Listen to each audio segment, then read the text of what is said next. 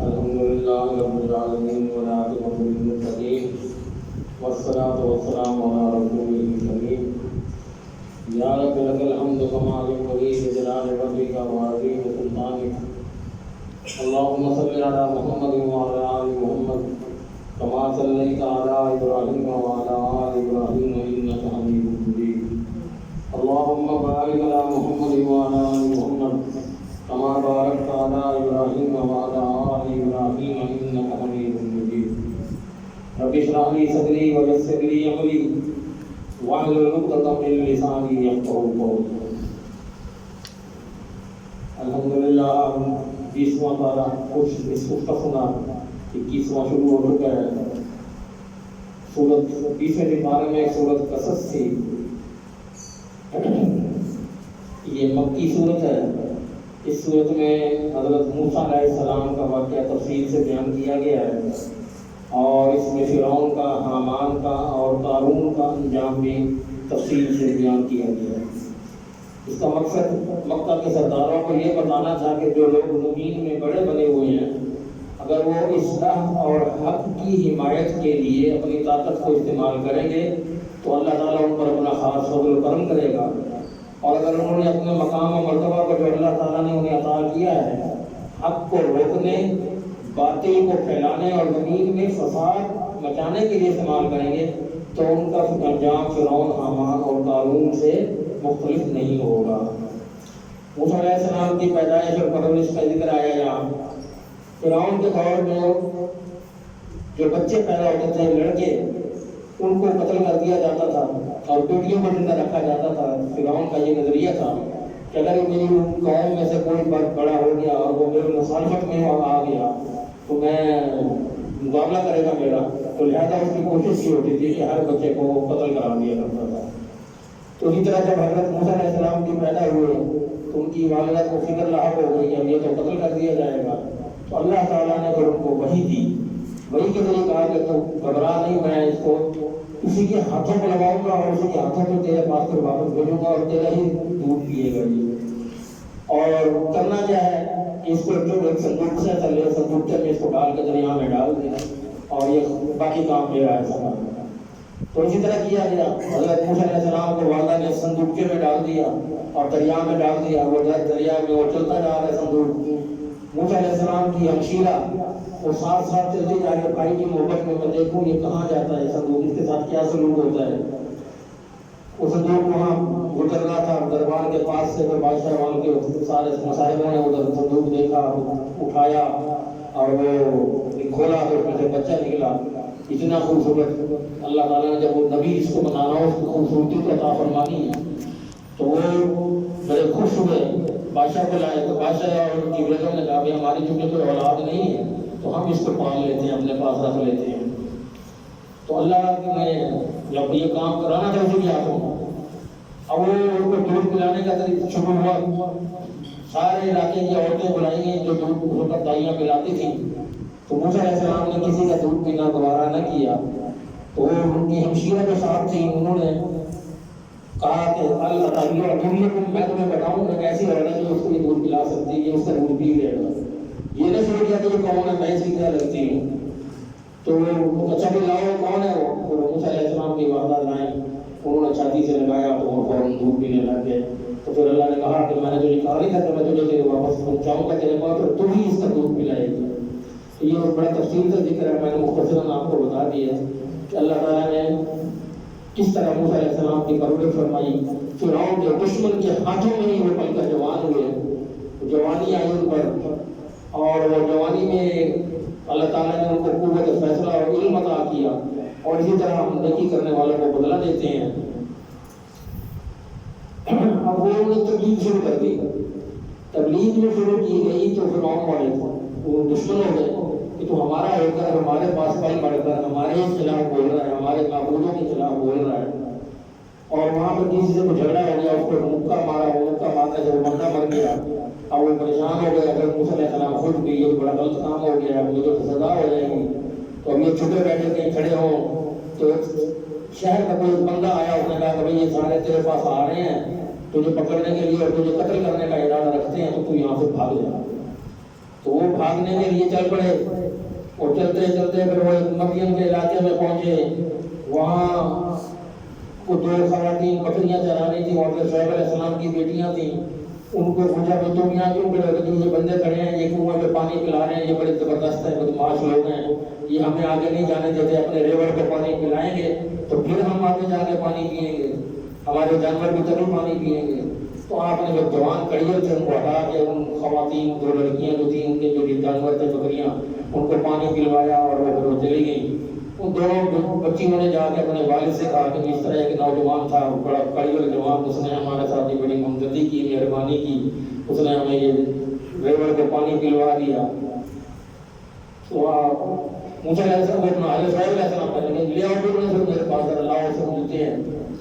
دیکھا وہ واقعی ایسے ہے، پوچھا کہ کہاں سے آیا؟ فلانے علاقے سے آیا ہوں، یہ میرے ساتھ واقعہ ہوا ہے، بندہ اتمار بیٹھا ہوں، میرے پیچھے فرعون کی قوم لگ گئی ہے، وہ مارنا چاہتی ہے۔ آثار وہ بھی سمجھ گئے کہ یہ ہونے والا نبی ہے۔ اب وہ کہہ گئے اچھا تو ایسا کرو، اب تم بڑی امن والی جگہ پہ آ گئے ہو، میرے پاس 8 سال یہاں کام کرو، میرے گھر کا، میرے جانور چراؤ، میرے بکریاں، میرے گھر کی حفاظت کرو۔ تو اجمیت کی صورت میں تمہیں اپنی دونوں بیٹیوں میں سے ایک بیٹی کا نکاح کر دیتا ہوں، اگر تم 10 سال کر دو گے تو وہ تمہاری طرف سے میرے لیے محبت کا اظہار ہوگا، ورنہ میرا تمہارا معاہدہ 8 سال کا ہے۔ تو 8 سال کے وہ 10 سال کے وہی رہے، پھر وہاں سے چلے، جب وہ جا رہے راستے میں سردی کا موسم، بیوی ساتھ ہے، گھر کی یاد ستا رہی ہے، اپنے دیکھوں جا کے کوئی خدیجہ و بارک کیوں ہے، تو راستے میں انہوں نے کہیں آگ دیکھی دور سے، تو بیوی کو بٹھایا کہ یہاں بیٹھو، اندھیری رات ہے، سردی ہے، مجھے راستہ بھی سمجھ نہیں آ رہا ہے کدھر سے جانا ہے، تو ہو سکتا ہے کہ میں یہ کوئی یہاں کوئی آبادی ہے، کوئی بندے بیٹھے ہیں، میں ان سے کوئی راستے کا پتہ کرتا ہوں، یا پھر وہ آگ جلائے بیٹھے ہیں تو وہاں سے تھوڑی سی آگ لے آتا ہوں، تو بیٹھ کے ہم تاپتے ہیں، سردی سے تو بچیں، پھر صبح ہوگی تو دیکھی جائے گی۔ لیکن وہاں پہنچے تو اللہ نے کہا آ جاؤ، میں تو تمہیں نبوت دینے کے لیے بیٹھا ہوں، میں اللہ ہوں، میرے پاس آ گئی، میری ڈیوٹی اتارو۔ وہاں آپ کو نبوت کا تاج پہنایا گیا، اور آپ کو یہ عصا کا سانپ بن جانا، اور پھر وہ جو ہاتھ کو جیب میں ڈال کے بغل میں ڈال کے نکالنا تو وہ سفید ہو جانا، یہ معجزات کے عطا کیے گئے، اور ساتھ یہ حکم دیا گیا کہ جاؤ آپ جا کے فرعون کو اس دلیل کے ساتھ بات کرو کہ میں یہ تمہارے دلیلیں دے رہا ہوں، اگر یہ مطلب ان کو ثبوت پیش کرنے کے لیے۔ جب آپ نے فرمایا کہ میری زبان میں لکنت ہے، جو اسی میں تیزی سے فروانی سے بات نہیں کر سکتا، فصیحت نہیں میرے اندر، تو مجھے میرا بھائی ہارون ہے، اس کو میرے ساتھ کر دو، وہ بولتا رہے گا میری جگہ پہ، تو میں اس کو سمجھاؤں گا، وہ آگے کہے گا، تو میری ترجمانی کرے گا، کیونکہ میں زبانی کے ساتھ کوئی بھی نہیں سکتا، لفظ میرے کچھ تھوڑی جیسے لکنت ہوتی ہے زبان میں، تو اطلاع پاک سے کہہ سکتے ہیں۔ تو اللہ نے کہا جاؤ اس کو بھی میں نے نبی بنایا، اس کو بھی ساتھ لے جاؤ، ہارون علیہ السلام کے ساتھ چل پڑے۔ پھر بہت لمبا ہو جاتا ہے، پھر مختصر کرتے ہیں۔ بہرحال وہ گئے پھر وہاں پر فرعون کے ساتھ، پھر وہ آگے بڑا لمبا چوڑا پھر اس کا ذکر ہوا کہ کس طرح پھر فرعون نے ان کے ساتھ ظلم و ستم کھائے، اور پھر ان کو حکم ہوا کہ اب تم چل پڑو یہاں سے، نکلو۔ اب نکلے جا رہے ہیں باہر، پیچھے سے پتہ لگا کہ جو فرعون کی لشکر بھی آ رہا ہے، وہ فرعون کا لشکر پیچھے پڑا ہوا ہے، وہ ان کو ختم کر دے گا۔ تو آپ پریشان ہو گئے، آگے دریا ہے، پیچھے فرعون کی قوم ہے، میں اب کیا کروں؟ اللہ سے دعا مانگنا ہے، اللہ میں مجھے نجنی من قوم فرعون، مجھے قوم سے فرعون کی قوم سے نجات دو۔ تو اللہ نے فرمایا کہ اپنا ڈنڈا جو ہے سمندر میں مارو، وہ سمندر پہ ڈنڈا مارا، وہ جو پانی چل رہا تھا وہ رک گیا، وہیں کا وہیں، ادھر کا ادھر رہ گیا، ادھر کا ادھر رہ گیا، اور راستہ بن گیا۔ حضرت موسیٰ علیہ السلام اپنی قوم کو لے کے اس میں سے گزر رہے ہیں، گزرتے جا رہے ہیں، پیچھے سے لشکر بھی پہنچ گیا، مگر واپس راستہ تو بن گیا، یہ تو خود بخود راستہ بن گیا۔ اس نے یہ عقل حاصل نہ کی کہ یہ راستہ کیسے بن سکتا ہے، یہ کوئی وجہ ہے جس جو یہ بندے اپنے لے کے جا رہا ہے، اس نے پانی کو روک کے راستہ چلا دیا ہے، تو وہاں ضرور کوئی بات ہوگی، عقل کے پردے پڑے ہوئے، اس نے اس بات کو تصدیق نہ کی۔ جب موسیٰ علیہ السلام کی قوم پار ہو گئی تو پیچھے کا راستہ بھی بڑا ہوا، میں بھی اپنے چھوڑاتا ہوں، جب وہ بھی اپنے لشکر کو لے کے بیچ میں آیا، اللہ تعالیٰ نے پانی کو حکم دیا کہ واپس مل جاؤ، اس کو غرق کر دیا گیا، اس کے پھر میت کو آگ تک محفوظ رکھا گیا۔ یہ فرعون کا واقعہ تھا۔ پھر اللہ تعالیٰ کی ہدایت جو ہے یہ خاص اللہ عطا کرتا ہے جو اس کی طلب کرتا ہے۔ حضرت نبی کریم صلی اللہ علیہ وسلم کے چچا ابو طالب آپ کی خدمت کرنے کے لیے، آپ پر جان نشاور کرنے کے لیے آپ کے بھائی بنے ہوئے، اور آپ کی بڑی خواہش تھی کہ وہ آپ پر ایمان لے آئیں، لیکن جب وہ بغیر ایمان لائے فوت ہو گئے تو اللہ کے رسول کو بہت دکھ ہوا، جس پر اللہ نے یہ فرمایا انک لا تہدی من احببت ولکن اللہ یہدی من یشاء وہو اعلم بالمہتدین، کہ اے نبی تو نہیں کسی کو ہدایت خود نہیں دے سکتا، تیری مرضی نہیں ہے کہ جس کو تو پسند کرے اور ہدایت ہو جائے، تو دعا کرتا رہو، تو قوم کو بتاتا رہو، ان کے لیے دعائیں کرتا رہو، لیکن ہدایت دینا میرا کام ہے، میں کس کو دوں گا، اس کی کوشش کو، اس کی لگن کو دیکھ کر میں اپنا فیصلہ خود نہیں کروں، تو کسی جس کو تو چاہے جس کو تو پسند کرتا ہو کہ اللہ اس کو ہدایت دے دے، وہ میرا کام ہے ہدایت میں نے کس کو دی، یہ قرآن کی آیت کا ترجمہ نہیں ہے۔ اللہ اکبر۔ آگے پھر سورۃ عنکبوت آ جاتی ہے۔ عنکبوت مکڑی کو کہتے ہیں، یہ مکڑی جو جالے بناتی ہے، اس کا ذکر ہے اس میں۔ یہ مکی دور کے درمیانے حصے کا جب ہجرت حبشہ سے پہلے یہ نازل ہوئی تھی۔ ایک طرف مشرکین مکہ کے ظلم و ستم کا تذکرہ ہے، دوسری طرف مسلمانوں میں عزم و ہمت اور استقامت پیدا کرنے کے لیے مزید وہ لوگ جو ایمان تو لا چکے تھے مگر ایمان کے تحفظ کے لیے کوئی بڑا قدم اٹھانے کی ہمت نہیں کر رہے تھے، انہیں احساس دلانے کے لیے یہ سورت نازل کی گئی ہے۔ اس میں ایمان بمقابلہ اطاعت والدین، مکہ کے نوجوانوں کی ایک بڑی تعداد ایمان لا چکی تھی۔ آپ نے پڑھا ہوگا، آپ سے پہلے بھی سنتے رہے ہیں کہ قبائلی سسٹم میں والدین اور خاندان کی بڑی اہمیت ہوتی ہے۔ مشرکین اپنی اولادوں کو کہتے تھے کہ قرآن مجید میں جو لوگ ایمان لے آئے تھے نوجوانوں میں سے، ان کے والدین ایمان نہیں لائے تھے، تو اب ان کے والدین کو کہنے گے تم تو قرآن پڑھتے ہو، تو ہم نے بھی سنا ہے کہ قرآن میں یہ لکھا ہے کہ والدین کی بڑی اہمیت ہے اور والدین کی اطاعت کرنے کا حکم دیا گیا ہے۔ اب جب ہم تمہارے والدین ہیں تو ہم تمہیں کہہ رہے ہیں کہ اسلام کو چھوڑو، تمہیں والدین کی اطاعت کرنی چاہیے، والدین کی بات کو ماننا چاہیے، تمہارا قرآن یہ کہتا ہے۔ اس پر اللہ نے بڑی سورت کی آیت نازل فرمائی، وَوَصَّيْنَا الْإِنسَانَ بِوَالِدَيْهِ حُسْنًا وَإِنْ جَاهَدَاكَ لِتُشْرِكَ بِي مَا لَيْسَ لَكَ بِهِ عِلْمٌ، ہم نے انسان کو اپنے ماں باپ کے ساتھ بھلائی کرنے کی تاکید کی ہے، اگر وہ تم پر زور دیں کہ تو میرے ساتھ اس چیز کو شریک ٹھہرا، شرک کر جس کے بارے میں تجھے بھی علم نہ ہو، تو ان کا کہنا نہیں ماننا۔ شرک کا تم پر زور دے تو کہنا نہیں ماننا، باقی ان کی خدمت کرنے میں کوئی کسر نہیں چھوڑنی، کسی قسم کی کمی نہیں چھوڑنی، لیکن جب وہ شرک پر اور اسلام کے خلاف کوئی بات کرنے کا حکم دیں تو وہاں اللہ ناراض نہیں ہوگا، اس بات پر اللہ مواخذہ نہیں فرمائے گا، کیونکہ تمہیں میری طرف ہی لوٹ کر آنا ہے، پھر میں تمہیں بتاؤں گا کہ تم کیا کیا کرتے تھے۔ والدین کے کہنے پر اللہ تعالیٰ کے ساتھ شرک کرنا کسی صورت جائز نہیں، صرف شرک ہی نہیں، اللہ تعالیٰ اور اس کے رسول کی کوئی بھی نافرمانی، کسی قسم کی بھی نافرمانی والدین یا کسی مخلوق کے کہنے پر جائز نہیں ہے۔ کوئی مخلوق میں سے کوئی کہتا ہے، کوئی پیر سے یہ کہتا ہے کہ یہ کام چھوڑ دے، والدین کہ یہ تو باپ کو چھوڑ دے۔ اللہ نے جب والدین کی ادب، والدین کا مقام، والدین کی اہمیت، والدین کی جو خدمت بیان فرما دی ہے، اس سے خلق ادھر ادھر نہیں ہونا۔ ہاں ایک جگہ اللہ نے چھوٹ دے دی ہے کہ اگر وہ شرک پر آمادہ کرتے ہیں تمہیں، میرے خلاف اکساتے ہیں، تو پھر وہ تمہیں بات ماننے کی، اطاعت کرنے کی وہاں پر ضرورت نہیں ہے۔ شرک کی کوئی دلیل بھی تو نہیں ہوتی، محض تمام پرستی، تقلید، اندھے پن سے وجود میں آتا ہے شرک، بلا وجہ مخالفت کے وجود میں آتا ہے، کیونکہ علم وہ ہوتا ہے جس کی کوئی دلیل ہوتی ہے۔ اللہ تعالیٰ جب اپنا علم اپنے نبیوں کے ذریعے جب پہنچا رہا ہے تو ساتھ دلیلیں بھی دے رہا ہے کہ میں اللہ ہوں، میں ہی سب بنانے والا ہوں، آسمانوں کا میں ہی بنانے والا ہوں، زمینوں کا میں نے یہ سب کچھ بنایا دے دی۔ اللہ صاحب نے ساتھ اپنی تخلیق کی دلیلیں بھی پیش کرتا ہے، مشرک کے پاس دلیل تو نہیں ہوتی اس بات کی۔ اللہ اکبر۔ اب کچھ لوگ اپنے زیر کفارت مسلمانوں سے کہتے تھے کہ تم اسلام چھوڑ دو، اگر اس پر کچھ گناہ ہوا تو ہم ذمہ وار ہیں، ہم اٹھا لیں گے۔ اللہ اکبر۔ اللہ نے یہاں کا وقال الذین کفروا للذین آمنوا، جن لوگوں نے کفر کیا انہوں نے اپنے ان لوگوں سے کہا جو ایمان لائے تھے، وہ کہتے ہیں کہ تم ہمارے راستے پر چلو اور لازم ہے کہ ہم تمہارے گناہ، اگر اس بات میں تمہیں کوئی گناہ ہوگا تو تمہارا گناہ ہم جھیل لیں گے، اپنے سر پہ لیتے ہیں۔ حالانکہ وہ ہر ان کے گناہوں کو اٹھانے والے نہیں ہوں گے، ہمت ہی نہیں کہ ان کے گناہوں کو اٹھا سکتا ہوں۔ بے شک وہ جھوٹے ہیں اور یقیناً وہ ضرور اپنے بوجھ اٹھائیں گے اور اپنے بوجھوں کے ساتھ کئی اور بھی بوجھ ان کے سر پہ ہوں گے۔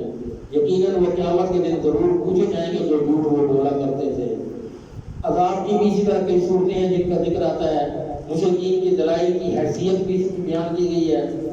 ایک چیز نماز کے بارے میں آئی کہ نماز برائی سے روکتی ہے۔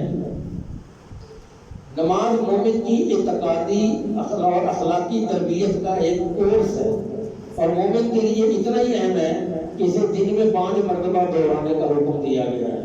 اس کی وجہ کیا ہے؟ اللہ تعالیٰ فرماتے ہیں اتل ما اوحی الیک من الکتاب واقم الصلاۃ ان الصلاۃ تنہی عن الفحشاء والمنکر ولذکر اللہ اکبر واللہ یعلم ما تصنعون۔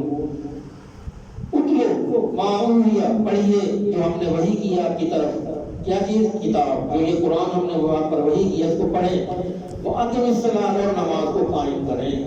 ان الصلاۃ تنہی عن الفحشاء والمنکر، بے شک نماز روکتی ہے برائیوں سے اور برے کاموں سے، ولذکر اللہ اکبر، اور اللہ کا ذکر بہت بڑا ہے، واللہ یعلم ما تصنعون، اور اللہ جانتا ہے جو کچھ تم جھوٹی باتیں کرتے ہو، جو کچھ تم کر رہے ہو، اللہ سب سے واقف ہے، کوئی چیز اللہ سے پوشیدہ نہیں ہے۔ بات اب یہ ہے کہ نماز اللہ فرماتا ہے کہ برائی سے روکتی ہے، ہم برائیوں سے کیوں نہیں روک رہے؟ نماز بھی پڑھتے ہیں، برائی بھی کر رہے ہیں، برائی تو کیوں نہیں روک رہے؟ تو ہم اپنے اندر اپنے گریبان میں جھانکیں کہ جو نماز ہم پڑھ رہے ہیں کیا وہ اسی طریقے پہ پڑھ رہے ہیں جو اللہ کے نبی نے ہمیں بتائی؟ وہی بات قد افلح المؤمنون جو 18 پارے میں نے پہلے بھی پڑھ کے بتایا تھا کہ الذین هم عن صلاتهم خاشعون، کہ خشوع و خضوع ہے ہماری نمازوں میں۔ ہمیں پتہ ہے کہ ہم جو کچھ کہہ رہے ہیں الحمدللہ رب العالمین کے معنی کیا ہیں، مالک یوم الدین کے معنی کیا ہیں، ہمیں نماز کے معنی نہیں آتے۔ ہم نے روٹینسٹ ہیں، روٹین کی طور پہ آئے، نماز پڑھی گئے، جو ہم بڑا کام کر رہے ہیں۔ جب ہم اپنی نمازوں کو سمجھ کے پڑھیں گے کہ ہم اللہ کو کیا اپنا مدعا بیان کرنے آئے ہیں، اللہ کے دربار میں آ کے یہاں کھڑے ہو گئے ہیں، تو ہم کہہ کیا رہے ہیں اللہ سے، تو انشاءاللہ میں سمجھتا ہوں اگر ہم اپنے اندر یہ خضوع پیدا کر لیں تو ہم برائیوں سے بھی رک سکتے ہیں۔ نماز کی پابندی ہوگی تو برائی کا دھیان ہی نہیں جائے گا۔ کافر یہ سمجھتے تھے کہ محمد صلی اللہ علیہ وسلم اللہ کے سچے نبی ہیں، تو پھر جب ہم ان کی بات کا انکار کرتے ہیں تو ہم پر عذاب کیوں نہیں آتا؟ جبکہ نبی بھی فرماتے ہیں کہ تم مان لو، اگر نہیں مانو گے تو تم پر عذاب آئے گا۔ سارے نبیوں نے اپنی امتوں سے یہی باتیں کی ہیں۔ تو اللہ نے اس کے جواب میں فرمایا وَيَسْتَعْجِلُونَكَ بِالْعَذَابِ وَلَوْلَا أَجَلٌ مُّسَمًّى لَجَاءَهُمُ الْعَذَابُ، وہ تجھ سے جلدی عذاب کا مطالبہ کرتے ہیں، اور اگر مقررہ وقت تک نہ ہوتا تو ان پر عذاب ضرور آ جاتا، اور یقیناً وہ ان پر اچانک آئے گا۔ میرا کام ہے، میں نے عذاب کب دینا ہے، کس طریقے سے دینا ہے، کس انداز سے دینا ہے، وہ میرا کام ہے۔ آئے گا اس پر ضرور عذاب، جو میں نے کہہ دیا کہ اللہ اپنی بات سے ہٹتا نہیں، ادھر ادھر نہیں ہوتا، اور جب عذاب آئے گا تو پتہ نہیں لگے گا ہوا کیا ہے یہ ہمارے ساتھ۔ وہ تجھ سے جلدی عذاب کا مطالبہ کرتے ہیں، حالانکہ بے شک جہنم یقیناً کافروں کو گھیرنے والی ہے۔ جہنم بتائیے کہ کافروں کے لیے گئی ہے۔ لَأَمْلَأَنَّ جَهَنَّمَ مِنَ الْجِنَّةِ وَالنَّاسِ أَجْمَعِينَ، میں بھر دوں گا جہنم کو انسانوں سے اور جنوں سے۔ اب جہنم میں اللہ فرما رہا ہے میں انسان بھیجوں گا، وہ کون انسان ہوں گے؟ یہ وہی کافر ہوں گے جو اس کی بات کو انکار کریں گے، جو اس کے پیغام کو مانیں گے نہیں، وہی کافر ہوں گے، وہی جہنمی ہوں گے۔ ان کے پاؤں کے نیچے سے، ان کے اوپر سے عذاب ڈالا جائے گا، ان کو پتہ نہیں لگ سکے گا، عذاب ان کو ڈھانپ لے گا، اور اللہ کیا فرمائے گا؟ ذُوقُوا مَا كُنتُمْ تَعْمَلُونَ، اب یہ چکھو، یہ مزہ چکھو جو کچھ تم اپنے کرتے تھے نا، جو بڑی کرتے تھے اور تکبر میں تھے، اب یہ مزہ تم چکھو گے۔ پھر اللہ نے ہجرت کے بارے میں یہاں ذکر فرمایا کہ ہجرت جو ہے، اس ہجرت کرنے والوں کو بڑی رزق کی خوشخبری دی جاتی ہے، مکان کی خوشخبری دی جاتی ہے۔ اس میں ہے یا عبادی الذین آمنوا ان ارضی واسعہ، اے میرے بندو جو ایمان لائے ہو، بے شک میری زمین بہت وسیع ہے، سو تم میری ہی عبادت کرو۔